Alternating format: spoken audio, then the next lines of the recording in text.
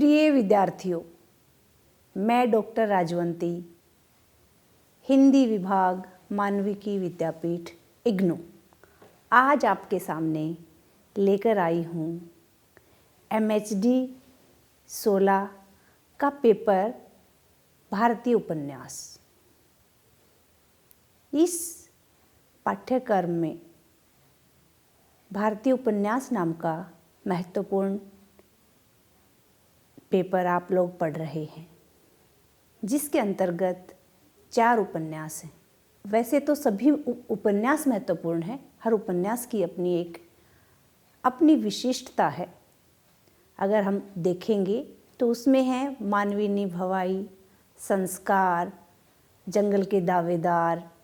ये जो उपन्यास हैं, इन उपन्यासों में आज हम बात करने जा रहे हैं जंगल के दावेदार उपन्यास की लेखिका महाश्वेता देवी पर। महाश्वेता देवी का साहित्यिक परिचय, इस विषय पर आज हम चर्चा करेंगे। यह विषय इसलिए ज़्यादा महत्वपूर्ण है क्योंकि किसी भी उपन्यास को पढ़ने से पहले हमें उसके लेखक के बारे में जानकारी होना बहुत ज़रूरी है, क्योंकि जब तक हम लेखक के बारे में नहीं जानेंगे तब तक हम उस उपन्यास की मूल संवेदना को उतनी गहराई से नहीं समझ पाएंगे। इसलिए चलिए आज मैं आपको महत्वपूर्ण विषय महाश्वेता देवी का साहित्यिक परिचय, इस विषय पर हम चर्चा करेंगे और मुझे लगता है कि यह चर्चा आपके लिए बहुत ही सार्थक सिद्ध होगी। महाश्वेता देवी, जिसका उपन्यास हमारे सिलेबस में लगा हुआ है, जंगल के दावेदार, और उसी जंगल के दावेदार उपन्यास में हम सबसे पहला जो कदम है वो बढ़ा रहे हैं महाश्वेता देवी के साथ।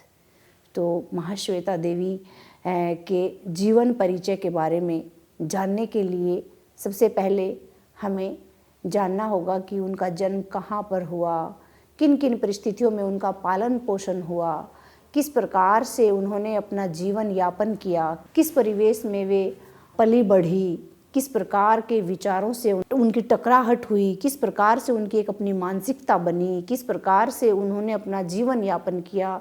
क्योंकि कोई भी उपन्यास जब हम पढ़ते हैं तो उस उपन्यास का जो लेखक होता है या कोई भी साहित्यकार, रामचंद्र शुक्ल क्या कहते हैं, साहित्य क्या है? साहित्य जनता की चित्तवृत्ति का समूह है। यानी कि जनता, लेखक जब लिखता है तो वह सिर्फ और सिर्फ अपने व्यक्तित्व को नहीं लिखता है, वह लिखता है अपनी अनुभूतियों के संसार के साथ साथ समाज में जो घटित हो रहा है, जो समाज का जो यथार्थ है। एक लेखक से यह अपेक्षा की जाती है कि वह अपनी कल्पना के माध्यम से एक ऐसे रचित संसार को, जो समाज का यथार्थ है, समाज के सामने रखे। और महाश्वेता देवी इस कार्य में अपने जीवन में काफ़ी हद तक सफल रही हैं। तो चलिए महाश्वेता देवी के बारे में हम अध्ययन करेंगे आज। तो महाश्वेता देवी का जन्म एक ब्राह्मण परिवार में 14 जनवरी 1926 को हुआ। उस समय उनके पिता मनीष घटक 25 वर्ष की और उनकी माता धरित्री देवी 18 वर्ष की थी। महाश्वेता देवी अपने माता पिता की पहली संतान थी। उसके बाद उनके 8 भाई बहन और हुए, यानी कि महाश्वेता देवी जो है वो 9 बहन भाई थे। अगर उनके बहन भाइयों के बारे में हम जानें तो उनके नाम मैं आपको बताती हूँ। शाश्वती, अनीश, अवलोकितेश्वर, अपाला, समेश, मैत्रेय, सोमा और सारी। उनके परिवार में लेखक, कलाकार, फिल्म निर्देशक, जिनका प्रभाव उनके जीवन पर बहुत गहरा पड़ा है। उनकी आरंभिक शिक्षा शांति निकेतन में हुई, जहां उन्होंने दायित्व बोध, कर्तव्य बोध, सौंदर्य बोध और मानवतावादी मूल्य ग्रहण किए। उस समय मध्यवर्गीय समाज संरक्षणशील था और लड़कियों को अधिक आज़ादी नहीं मिलती थी, लेकिन स्वभाव से गतिशील महाश्वेता ने इन बंधनों को नहीं माना। परंपराओं को तोड़ने की यह प्रवृत्ति उनके साहित्य में दिखाई देती है। किशोरी महाश्वेता देवी स्वाधीन युवती के रूप में हमारे समक्ष हैं। उन्होंने उस अवस्था में ही समाज में आसपास गरीबी, शोषण और अन्याय के विरोध को देखा और उनकी सोच परिवर्तित हुई। किसी भी व्यक्ति के व्यक्तित्व को जानने के लिए हमें उसकी पारिवारिक पृष्ठभूमि का अध्ययन अवश्य करना चाहिए। परिवार में व्यक्ति जिस परिवार में जन्म लेता है वह अपने परिवार के जो पैतृक गुण होते हैं उनको अपने आप ग्रहण कर लेता है। इसी प्रकार के कुछ गुण महाश्वेता देवी में भी पाए जाते हैं और उसके लिए हमें उनके माता पिता, दादा दादी, नाना नानी के बारे में भी अवश्य ही पता होना चाहिए कि महाश्वेता देवी के दादा कौन थे, उनके नाना कौन थे, उनके पिता कौन थे, उनके नाना का क्या व्यवसाय था, उनके दादा क्या काम करते थे, किस प्रकार से वो लोग उनके पिता ने अपना जीवन यापन किया, क्या उनकी पारिवारिक परिस्थितियाँ थी। यही एक व्यक्ति के व्यक्तित्व को बनाती हैं। तो इसलिए हम अगला जो मुद्दा यानी कि अगला जो पॉइंट उठाते हैं वो क्या है, महाश्वेता देवी के परिवार के बारे में है, उनकी पृष्ठभूमि के बारे में है। और इसमें सबसे पहले हम जो है महाश्वेता के दादाजी पर बात करते हैं। तो महाश्वेता के जो दादाजी थे, प्रत्येक बच्चे के जीवन में उसके पारिवारिक जीवन की अहम भूमिका होती है। उसके व्यक्तित्व पर उसकी पारिवारिक पृष्ठभूमि का बहुत गहरा प्रभाव पड़ता है। महाश्वेता देवी के व्यक्तित्व का गहन अध्ययन करने के लिए हम उनके परिवार का अध्ययन कर रहे हैं, जिसमें हम बात करेंगे उनके दादाजी पर। उनके दादा का नाम सुरेश चंद्र घटक था। वे गरीब लेकिन विद्वान ब्राह्मण के पुत्र थे। वह अपने लिखाई पढ़ाई के बल पर ही बंगाल सिविल सर्विस में एसडीओ हुए। यानी कि उनके दादा जो है पढ़ाई लिखाई के बल पर, पढ़ाई लिखाई के ताकत पर जो है एसडीओ बने। और उनके दादा की शादी जो है 18 वर्ष की उम्र में हो गई थी। नए भरेगा ये जगह का नाम है जहाँ पर महाश्वेता देवी का अपना घर था, जो उनका जन्म स्थान भी है और जहाँ पे वो लोग रहे हैं। नए भरेगा उनको नाम दिया गया है, जो पश्चिम बंगाल में है। उनके दादा ने वहाँ पर एक बहुत ही खूबसूरत घर बनवाया। किससे? अपनी नौकरी के पैसों से। ये महाश्वेता देवी अपनी आत्मकथा में लिखती हैं और वो बताती हैं कि उनका घर जो है वो किस प्रकार का था। बताती हैं कि मेरे दादाजी ने अपनी नौकरी के पैसे से घर बनवाया। संयुक्त परिवार के विशाल घर में पूजा के लिए अलग से कमरा था, जहाँ दुर्गा, लक्ष्मी, काली, कार्तिक इत्यादि देवी देवताओं की पूजा होती थी। कहने का मतलब है कि महाश्वेता देवी का जो परिवार है वो धार्मिक प्रवृत्ति का था। जिस परिवार में उन्होंने जन्म लिया था वह परिवार उनका धार्मिक प्रवृत्ति का था। उनके दादाजी उस समय चट्टाग्राम में सहकारी यानी जिला हाकिम के पद पर कार्यरत थे। अगर हम उनके साहित्य में देखते हैं तो महाश्वेता देवी के साहित्य में जो है काफ़ी सामाजिक जो अन्याय है उसका विरोध हमें मिलता है। तो उनमें यह प्रवृत्ति उनके दादाजी से ही आई है। और फिर लेखन की अगर हम बात करते हैं तो हमें बात करेंगे महाश्वेता देवी के पिता पर। तो महाश्वेता देवी के पिता का नाम मनीष घटक था। वे एक लेखक थे। उन्होंने समाज के निचले तबके के पात्रों को अपने लेखन में स्थान दिया। यानी कि पिता ने निम्न तबके के लोगों की तरफ ध्यान दिया तो बेटी को यह गुण विरासत में मिला। घर में लेखन का माहौल था। उनके पिता के व्यक्तित्व की एक विशेषता थी। वो विशेषता क्या थी कि वो था उनके पिताजी का फक्कड़पन और खुश मिजाजी स्वभाव। उनके इस व्यवहार की चर्चा करते हुए लेखिका लिखती हैं, मेरे पिता काफ़ी खुश मिजाजी स्वभाव के थे।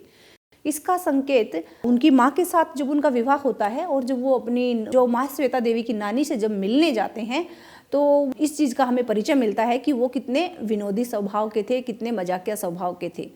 तो वो के जो पिता थे वो लेखक थे और उस समय क्या है, जब उनकी नानी महाश्वेता देवी की नानी और उनके फादर की तो सासू माँ हुई, वो पूछती हैं कि उनकी माताजी कैसी हैं। तो माताजी कैसी हैं तो वो जवाब देते हैं कि मेरी माँ जो है जिस हिसाब से मोटी होती जा रही हैं उस हिसाब से जो है लगता है कि मैं अगले अपना जो नाटक होगा उसमें उन्हें भीम का रोल दूंगा। तो एक ऐसा अनुशासित परिवार जिसमें होने वाले दामाद से ऐसे सवाल की अपेक्षा नहीं की जाती, तो उस समय उनके पिता यह जवाब देते हैं जिसका जिक्र महाश्वेता देवी ने अपनी रचनाओं में किया है। इस प्रकार से हम देखते हैं कि जो उनके जो पिता थे वो बहुत ही एक लेखक होने के साथ साथ कुछ उनमें विनोदी स्वभाव और इसके अलावा खुश मिजाजी फक्कड़पन के अलावा कुछ कमियां भी उन्होंने अपने पिता के बारे में बताई हैं। वो लिखती हैं कि प्रत्येक बच्चे का पूरा स्नेह से उन्होंने लालन पोषण किया, लेकिन इसके बावजूद उनके भविष्य के जीवन में शिक्षा के महत्व के प्रति उनकी उदासीनता साफ झलकती है। अपनी आत्मजीवनी में अपने पिता के बारे में क्या लिखती है महाश्वेता देवी, मैं एक कोट आपको बताना चाहूँगी कि जो महाश्वेता देवी ने अपनी आत्मजीवनी में लिखा है। तुतुल, इस नाम से वो अपने पिता को पुकारती थी। पिता मनीष, कौन क्या पढ़ता है, क्या पढ़ेगा या नहीं पढ़ेगा, यह सब चिंता उनके पिता ने अपने पूरे जीवन काल में कभी नहीं की। यदि करते तो हमारा जीवन इस तरह उबड़ खाबड़ नहीं होता। इसके अलावा उनके पिता में शराब की भी बुरी आदत थी, किंतु उनके सारे दुर्गुणों को उनकी साहित्य की प्रतिभा ने ढक लिया था। बांग्ला के इतिहास में यह पहले व्यक्ति थे जिन्होंने निचले स्तर पर जीवन यापन करने वाले चोर, पॉकेटमारों, बस्ती में रहने वाले लोगों का जीवन और उसका चित्रण अपने साहित्य में किया। यह उस समय के युवा के लिए बहुत ही मुश्किल कार्य था। एक बंगाली साहित्य में बुद्धिजीवी हुए दीपांकर चक्रवर्ती, वो क्या लिखते हैं उनके पिता के बारे में, जिससे हम उनके पिता के व्यक्तित्व का अच्छे से अध्ययन कर पाएंगे। लिखते हैं, आज से कई दशक पहले जिन साहसी युवाओं का एक दल रविंद्रनाथ टैगोर के एकदम विपरीत था, विपरीत भिन्न मूल्य बोध की मर्यादा को बांग्ला साहित्य धारा प्रवाहित करने के लिए आगे लेकर आया था, उन्हीं में से एक थे मनीष घटक। उनके अनुसार स्वाधीनता प्राप्ति के बाद भारत का चेहरा जिस निर्भीकता से वे दिखला गए, ऐसा दुस्साहस उस उम्र के युवा लेखकों में अभी तक दिखाई नहीं देता। अपने पिता की रुचि और बुद्धि के प्रति महाश्वेता खूब श्रद्धावान है। वे लिखती हैं, ढाका में हम लोग कायस्थली के नलिनी कुटीर नाम के आश्चर्यजनक रूप से सुंदर 2 तल्ले के मकान में रहते थे। तुतुल वही पिता की रुचि बोध के फलस्वरूप ही दीवारों पर जापानी फोटोज के प्रिंट लटके रहते थे, ग्रामोफोन पर गीत बजते थे, फर्श पर विष्णुदरी बिछी रहती थी। हमारे घर के अंदर में प्याज और लहसुन खाना मना था, किंतु मेरे दादा और पिता को मांस खाना अच्छा लगता था, इसलिए वह मांस घर के बाहर एक निश्चित जगह पर बनवाते थे। यानी कि उनका परिवार उस समय शाकाहारी था और मांसाहार जो है अगर प्रयोग करते थे दादा और पिता, तो वो मांस जो है बाहर बनता था। इस प्रकार महाश्वेता देवी ने जो है अपने पिता और अपने दादा के व्यक्तित्व का वर्णन अपनी आत्मजीवनी में किया है। महाश्वेता देवी के व्यक्तित्व को समझने के लिए हमें उसकी माता के व्यक्तित्व को भी जानना होगा। तो महाश्वेता देवी की माता का नाम धरित्री देवी था। 1923 में उनकी शादी महाश्वेता देवी के पिताजी से हुई। धरित्री देवी पिता का यानी कि उनके नाना का नाम नरेंद्र नारायण चौधरी था, जो पेशे में वकील थे। वे स्वदेशी आंदोलनों के घोर समर्थक थे। स्वदेशी आंदोलनकारियों के मुकदमे लड़ते थे, जिसके कारण अमीर लोगों के मुकदमे नहीं ले पाते थे। नानी और नाना के परिणाम स्वरूप जो है महाश्वेता देवी ने काफ़ी उनको सीखने को मिला। और अगर हम बात करते हैं तो वो लिखती हैं, सभी के लिए उनकी माँ अनन्य होती हैं, मेरे लिए भी मेरी माँ धरती भी थी। नैतिक शक्ति, भोग विलास से घृणा करने वाली, सहिष्णुता से परिपूर्ण स्त्री, दूसरों के लिए निस्वार्थ आत्मत्याग, मेरी माँ में सारे गुण झलमल चमकते। ऐसी ऐश्वर्यमयी औरत मैंने आज तक नहीं देखी। तो ये हमने बात की उनकी माता पिता और उनके दादा के बारे में। अगर हम पारिवारिक पृष्ठभूमि का प्रभाव की अगर हम बात करते हैं तो वह बच्चे पर बहुत गहरा पड़ता है। इस प्रकार हम देखते हैं महाश्वेता देवी के जीवन पर उनके माता पिता, उनके दादा दादी, नाना नानी के व्यक्तित्व का गहरा प्रभाव पड़ा। इसी के साथ साथ उनके परिवार में उनके चाचा, मामा और दूसरे रिश्तेदारों का प्रभाव भी उनके चरित्र पर साफ झलकता है। अपने चाचा के बारे में वो लिखती हैं कि मेरे चाचा जो है मुझसे बहुत प्रेम करते थे। जब मैं बचपन में प्रेम प्रसंगों में जब मैं पड़ जाती थी तो मेरे चाचा घोर विरोध करते थे उस चीज़ का, और वो मेरे एकदम दुश्मन की तरह से हो जाते थे, लेकिन बाद में उन्होंने मुझे बहुत स्नेह दिया। इसी प्रकार महाश्वेता देवी ने जो अपने परिवार की पृष्ठभूमि को अपनी आत्मजीवनी में लिखा है, और यह पृष्ठभूमि जो अगर हम देखते हैं कि उनके परिवार में लेखक थे और फिल्म निर्देशक भी थे, और फिल्म निर्देशकों के कारण हम देखेंगे कि महाश्वेता देवी के उपन्यास जंगल के दावेदार, संघर्ष और रुदाली, कई फिल्में उनके, हजार चौरसिया की माँ जो है वो उनकी इसी नाम से फिल्म भी बनी है। तो ये सारी चीज़ें जो महाश्वेता देवी के व्यक्तित्व में हम देखते हैं, ये उनके परिवार से कहीं ना कहीं जुड़ी हुई हैं। अब हम बात करते हैं महाश्वेता देवी की शिक्षा। अगर देखेंगे तो पाएंगे कि महाश्वेता देवी की जो शिक्षा है ढाका जिले के इंटर मांटेसरी स्कूल से शुरू हुई। महाश्वेता देवी को मोदिनपर मिशन स्कूल में भर्ती किया गया। अपने इन स्कूल के दिनों को याद करते हुए वे लिखती हैं महाश्वेता देवी की उन्होंने अपने साहित्य में जो है शुरुआत जो है इन्हीं दिनों में की। 1936 में उन्हें रविंद्रनाथ के शांति निकेतन स्कूल में पढ़ने के लिए भेजा गया। यही शांति निकेतन आज विश्वविख्यात है। उस वक्त रविंद्रनाथ टैगोर उनके शिक्षा के रूप में वो उनको आदर्श मानते हैं। उसी शांति निकेतन में वे अपनी कहानी पढ़ाते थे। महाश्वेता देवी को वहाँ 5वीं में भर्ती कराया गया, और महाश्वेता देवी ने शांति निकेतन के अपार सौंदर्य के बीच स्वाधीनता की मुक्ति उल्लास के साथ बड़े होने का उनको सौभाग्य मिला। उसी समय महाश्वेता देवी जो है अपने पारिवारिक परिस्थितियों के चलते वहाँ से छोड़कर वापस आ जाती हैं, और बाद में वो 1942 में बालिका विद्यालय, कोलकाता के बालिका विद्यालय से वो मैट्रिक पास करती हैं, और 1944 में आशुतोष कॉलेज के इंटरमीडियम पास किया, और उसके बाद उन्होंने अंग्रेजी में अपना नाम लिखवाया। अंग्रेजी में वो जो है ज़्यादा अच्छी नहीं थी, उसके बावजूद भी जो है उन्होंने अंग्रेजी में ही MA किया। और इस प्रकार से उनकी अगर हम शिक्षा दीक्षा की अगर हम बात करते हैं तो शिक्षा दीक्षा उनकी शांति निकेतन और से होती हुई लास्ट में जो इंग्लिश में MA किया वो डिस्टेंस से ही उन्होंने किया। और 1947 में बांग्लादेश के छात्र आंदोलन के प्रसिद्ध नाटककार विजन भट्टाचार्य से उनकी शादी हुई, और शादी के 1.5 साल के अंदर ही उनको एक पुत्र रत्न प्राप्त हुआ, नवारुण।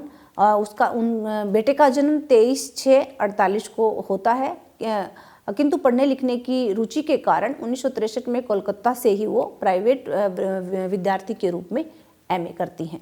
किसी भी लड़की के लिए विवाह काफ़ी महत्वपूर्ण होता है, तो महाश्वेता देवी का जो विवाह है वो विजन भट्टाचार्य से हुआ।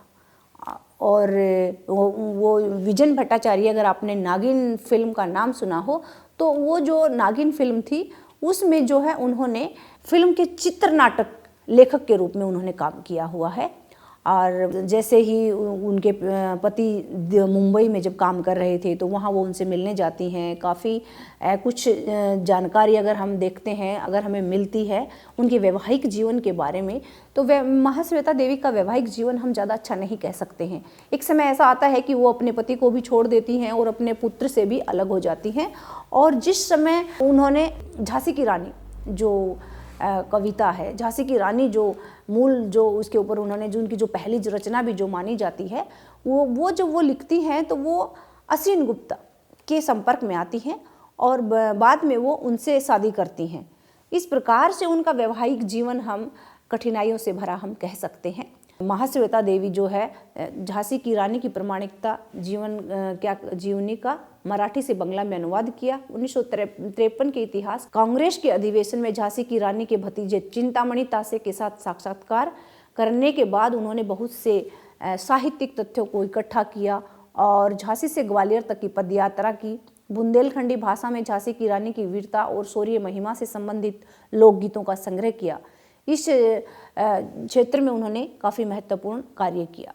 1956 में उनकी जो है यह कहानी किताब के रूप में प्रकाशित हुई और श्रम साध्य साहित्यिक कृति के लिए महाश्वेता की जोरदार प्रशंसा हुई। 1957 में महाश्वेता ने रमेश मित्र बालिका विद्यालय में कार्य किया। 1 साल के लिए उन्होंने यहाँ पर कार्य किया और शिक्षक के रूप के बाद उन्होंने जो है अब सारा संपूर्ण अपना समय लेखन को दिया। उनके जीवन में जो अनिश्चितताएं थी, जो दरिद्रता आई, जो गरीबी आई, उससे वो कभी भी परेशान नहीं रही। उन्होंने पैसे को सुख माना ही नहीं और इसका हम देखते हैं कि ये सारा प्रभाव उनके साहित्य में हमें मिलता है। जंगल के दावेदार हो, चाहे हजार चौरसिया की माँ हो, बहुत सारे उपन्यासों में, अग्निगर्भ उपन्यास हो, सारे उपन्यासों में हम महाश्वेता देवी के बारे में को अगर उन्हें गौर से पढ़ते हैं तो उनके जीवन की झलक उनमें हमें मिलती है। और आजीवन वो विभिन्न प्रांतों के आदिवासी जनजातियों के बीच आत्मीयता से उन्होंने रहना शुरू किया। उनके बीच में ही वो खो गई और आजीवन वह आदिवासियों के लिए कार्य करती रही। महाश्वेता देवी का जो कि अगर हम रचनाएं हैं, अगर हम उनकी बात करते हैं तो साहित्यिक रचनाएं जो हैं, जिनके कारण आज जो साहित्यिक परिचय जो मैं आपको दे रही हूँ, उनके पूरे साहित्य के ही बारे में बताने के लिए मैंने उनका व्यक्तिगत परिचय आप लोगों को दिया है। और साहित्यिक परिचय यानी कि जिस साहित्य के कारण आज हम महाश्वेता देवी को पढ़ रहे हैं, जिस महाश्वेता देवी को हम जान रहे हैं, यानी कि क्या प्रासंगिकता है महाश्वेता देवी के साहित्यिक परिचय देने की, व्यक्तिगत जो उनका जो है मैंने आपको जो परिचय दिया उसका क्या मतलब क्या था। यानी कि ऐसे परिवेश में महाश्वेता देवी पढ़ी, रही, पली बढ़ी, उनका पालन पोषण हुआ और अपने माता पिता और पूरे परिवार का प्रभाव और समाज का प्रभाव उनके ऊपर पड़ा और वो एक व्यक्ति विशिष्ट के रूप में आज हमारे सामने हैं अपने साहित्य के माध्यम से।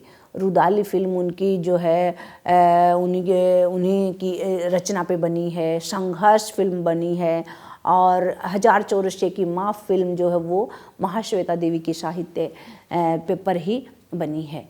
यानी कि महाश्वेता देवी ने एक लंबे जो है साहित्य संसार की संरचना उन्होंने की है। अगर हम उनके पुरस्कारों की अगर हम बात करते हैं तो उनको ज्ञानपीठ पुरस्कार उनको मिला है। 1997 में फिलीपींस द्वीप के मनीला से नियंत्रित मैग्सेसे पुरस्कार उनको मिला है। उसमें उनकी काफ़ी तारीफ की गई है। वो स्वयं भी लिखती हैं, साधारण मानव जीवन और मनुष्य के प्रति शुरू से ही मेरा आग्रह रहा, शुरू से ही मेरी लेखनी में वे आते जाते रहे। कौन? साधारण लोग, सामान्य जन। और आगे लिखती हैं, बिना इतिहास के कुछ नहीं होता, राजवृंदों का इतिहास नहीं, बल्कि मैं जनसाधारण की दृष्टि से इतिहास को देखने की चेष्टा करती हूँ।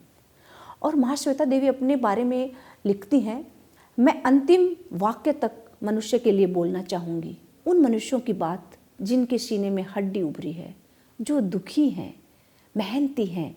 बंगाल के गांव में अभी भी वह मनुष्य रहते हैं जो खाली देह सिर्फ एक लंगोटी पहने आज भी अपने हाथ में हल उठाए खेत जोत रहे हैं। आदिकाल से हमारे सामने यही एक चित्र है, इसलिए मेरे उपन्यासों में बार बार घूम फिर कर आ ही जाते हैं। उनकी आकृतियाँ आ जाती हैं, अनेक भाषाओं के मनुष्य की बातें चली आती हैं। 1978 के एक साक्षात्कार में महाश्वेता देवी कहती हैं, अतीत में ले जाकर मैं भविष्य की तरह बढ़ती रहूँगी, मुझे बढ़ते ही रहना है, बार बार मैं अपने को छोड़ आगे बढ़ जाती हूँ, मुझे बढ़ना ही है। उपन्यासों के बारे में तो मैं आपको पहले ही बता चुकी हूँ कि उनकी बहुत सी उपन्यास हैं, जिनमें 1966 में मध्यांतर गान, 1084 के माँ 1976, दुरस्तर 1975, 1977 मास्टर साहब, 1980 अक्लांत कौरव, 1983 सालगिरह की पुकार पर, श्री श्री गणेश महिमा, वर्णमाला। इस प्रकार से महाश्वेता देवी का काफ़ी संघर्ष, काफ़ी उनका बचपन, उनका जीवन, उनका यौवन और उनका जो विवाह है, सब मैंने कोशिश की है कि मैं आप लोगों को सारी जानकारी बड़े ही तार्किक ढंग से आपके सामने प्रस्तुत कर सकूं और सारी जो महाश्वेता देवी का जो जीवन है और उनका जो साहित्य है वो थोड़े शब्दों में विस्तृत जानकारी आपको दे सकूं। ये मेरे इस व्याख्यान का मूल उद्देश्य था और मुझे लगता है कि यह इस उद्देश्य में मैं सफल रही और यह संपूर्ण जानकारी विद्यार्थियों के लिए काफ़ी लाभपूर्ण होगी और देश विदेश के विद्यार्थियों को जो महाश्वेता देवी के बारे में नहीं भी जानते हैं, उनको भी इस छोटे से व्याख्यान के माध्यम से काफ़ी कुछ जानकारी हासिल हो गई होगी। तो हमारी MHD 16 का यह महत्वपूर्ण पाठ्यक्रम का एक महत्वपूर्ण उपन्यास था और उपन्यास की महत्वपूर्ण लेखिका महाश्वेता देवी, जिनके ऊपर आज मैंने चर्चा की है और मैं उम्मीद करती हूँ और कि यह बहुत ही लाभदायक और महत्वपूर्ण आपके लिए रहा होगा। धन्यवाद।